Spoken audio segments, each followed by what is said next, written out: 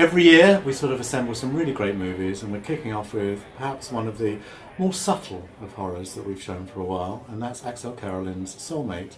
We have Axelle here. She's flown in from LA especially to be with us. We're so pleased. She even turned down Stitches for us, so even more of a reason to say welcome. Hello, Axelle. Great to see you. Now, listen, let's go through everything. I mean, you know, you've done short movies. Mm-hmm. You've wanted to make your feature debut.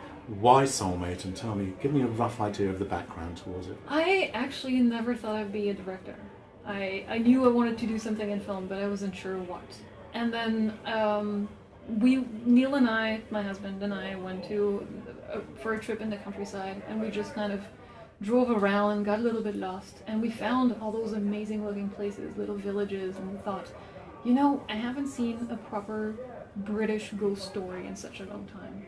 And ghost stories are my favorite genre, and so I thought I should really set something here. And in the end, we were in England there, and this is set in Wales, because I fell in love with Wales a little bit later. But that's really how it started. And I started writing the script about 4 or 5 years ago, and then it went through 15 rewrites, something like that, to adapt it to what it is now. And originally I didn't know if I was going to be directing, but I completely fell in love with the story, and it felt very personal. And how's it changed from when you first started writing it to now? I mean, did it really go through amazing developments? It did, yes. There was a point where there was some devil worshippers in the story. There was we had some pretty extreme, because we had a lot of different people involved, or different people giving notes. And at the beginning I wasn't really precious about directing it. I was really writing it, thinking someone else was going to do this. I was a little bit flexible. And then the second I decided this is what I'm going to do with it, and I want this to be my film, and it focused much more on the ghost and much more on... It originally had much more of the villagers and a lot of stuff that I didn't really care for. And I thought this was...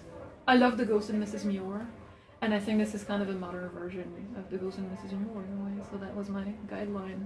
Is there anything of British sort of like ghost horror movies you think in terms of like The Innocents, and you're going back to that tradition? Mm-hmm. Was that your sort of like deliberate way backwards? Very much, yes. It was going to be... I love The Haunting, and I love all those films that are more atmosphere than scares, and I love the ghost stories that are being made now. I love The Woman in Black, I love The Conjuring, I love all those films, but it's just my personal taste is more to be character based and tell the story of this woman, and the story of her grief, and the story of finding comfort in the supernatural. And it kind of works better with that old-fashioned kind of, a lot of inspiration was black and white.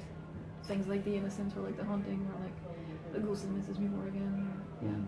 Well, of course, your husband being Neil Marshall, I mean, you've got someone there that you can sort of a sounding board. Mm-hmm. I mean, did you use him for that? Did you ask for his advice, or did you sort of say, no, hands off, or whatever? I did when I was writing.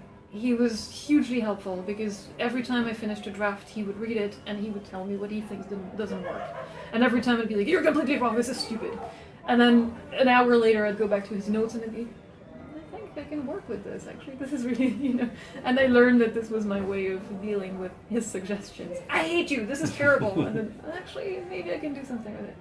But then when it came to directing it, it was much more hands-off. He was actually in South Africa shooting when I was shooting, so it wasn't even a question. But I'd been working on it for such a long time, it was in my head already, and I didn't really... He edited the film, though. And he's executive producer as well, isn't yes. he? I mean, was that a crucial element in actually attracting the money? I have no idea, honestly. I don't know. I know that it certainly gets people's interest. But it's such a completely different film from what you expect from Neil that I don't know if this is... I guess it was the first contact to get people interested. But then I would like to believe that it's the script that they actually financed. When did Anna Walton, your star, come on board? After she was in The Halloween Kid, my short film that screened at FrightFest 2 years ago, I think. And she was awesome. She's so great to work with. She's so friendly. She's so good, for one thing, and she looks amazing. And there's something kind of sad and fragile about the way she looks, that the character in the film is very depressed, and she starts out trying to kill herself. And so you need someone who's got that vulnerability to be likable. And I thought Anna has that completely. And I did this massive rewrite on the script early 2012, I guess. Yeah, a few months before we shot it. And I completely wrote it with her in mind, because I thought she'd be great. Yeah. We don't have many female directors at all, let alone in horror. I mean, do you feel like you're sort of like a standard bearer for this, or it's just you doing it? I think a lot of people have certain expectations when you think film made by a woman, and perhaps it fulfills them. I don't know. I'm guessing the fact that it's character based, the fact that it's kind of slow, that there's a sort of romantic element to it.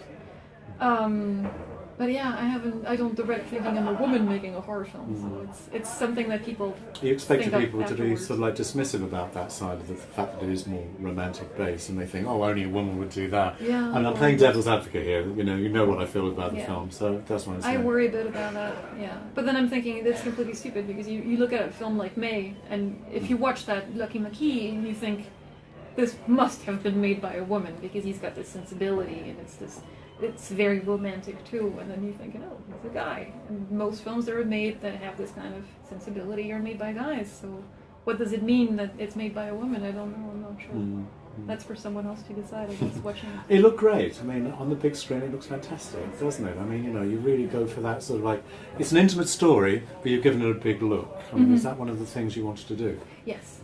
Yeah. I had a whole lot of sources of inspiration, from paintings to movies that I gave to my director of photography, Sarah Dean, who's just fantastic. And she came up with a lot of stuff too.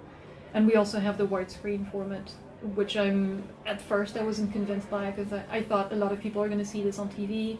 It's nicer, I like when it fits the box. And then she came up with examples, and she showed, instead of just saying, look how pretty it is, she really explained in terms of themes, and you can show loneliness so much better. You can show empty spaces, you can show shadows, you can show, it really helps creating the atmosphere, I think. And I can't imagine shooting the film in any other format now. And also we were very specific with the colors that we picked, having this very kind of autumnal look, avoiding a lot of blue, because I think it's a bit cliche in ghost movies. They all seem to be all blue and grey, and I hate that. But yeah, so a lot of work went into that. And Sarah is amazing. Were you scared on the first day? Do you think, oh my god, what have I let myself in for? No, weirdly I wasn't. The shoot was the part that I thought was the most fun. Getting the money together, doing all that, wondering each day as the shoot gets closer, is this actually going to happen? Are we going to turn up? Is there going to be a camera? Is this going to happen? That was the scary part. But the second it was there. And on the first day, we were shooting exteriors. We were shooting one of the scenes by the river where she talks to, the main character talks to one of the doctor. And the crew got lost on the way. And so I was there first, and then Sarah showed up. And then we just waited for the crew for like an hour, and that was, in a way, it was more like, I'm so angry now. I can't be scared. I'm too angry. And then they showed up, and it was fine. And it's one of those things that happen on first days in low budget productions. Now, as you just said in your intro, I mean, okay, Insidious, The Conjuring, and they're all sort of jumpy, scary things. This really does need some investment in it. It is quite a slow burner. But it rewards it, I think, once you get to the actual what's going. I mean, again, did you have any sort of second thoughts about that particular approach? Did, yes. And I think perhaps I would have, to be completely honest, maybe I would have cut down a little bit more if I'd had the chance to go back to it and revisit. But I do like that pacing, though. And I do think it's important to have the time to invest in that character. And it's not spoon-fed to the audience who she is and what she does and what she wants. I think it was important to take the risk of people not liking her very much in the beginning, because she's very closed off. And then you slowly realize why it is and what put her there. And yeah, it takes a while to get to what the story actually is, but I do think it's important to have that. And I do think that you get to like her much more. And even in the script, when I gave it to read to some people, originally the ending was much darker. She was thrown in an asylum because everybody thought she was crazy. And everybody who read it said, we like her so much, we don't want her to finish like that. And so the ending is more ambiguous.